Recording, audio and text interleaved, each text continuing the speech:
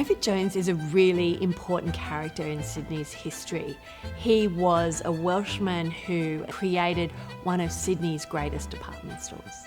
His parents wanted him to be a farmer or to go into the ministry, but he was more of a worldly man and the ministry wasn't for him. So he took himself off to London and got involved in retail trade, and that's where he really started his career.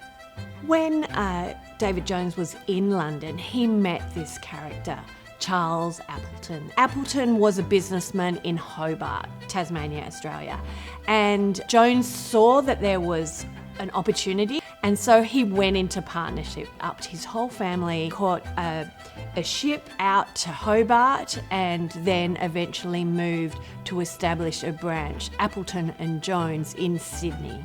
David Jones really shapes a new way of trade in Australia, and he actually travels to find out what the settlers want because he wanted to know what he should be retailing to people. He used that information to really build up the business, and in the first 3 years he expanded the profits enormously. So Appleton and Jones had this branch in Sydney, and it was, from Jones's perspective, going really well. But Appleton comes up to Sydney and they have a real ding-dong disagreement.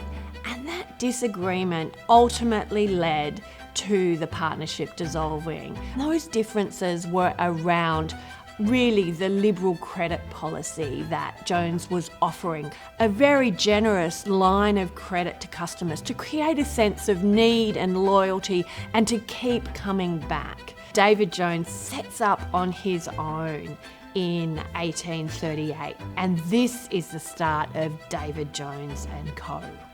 Because David Jones had this retailing background, he was able to weather the ups and downs of early Sydney retailing.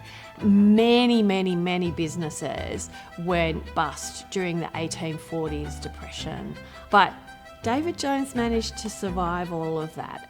David Jones comes through the depression, the business is going well, and he's getting older. He's in his 60s now. He decides in 1856 to retire and to let others take over the business, including his son.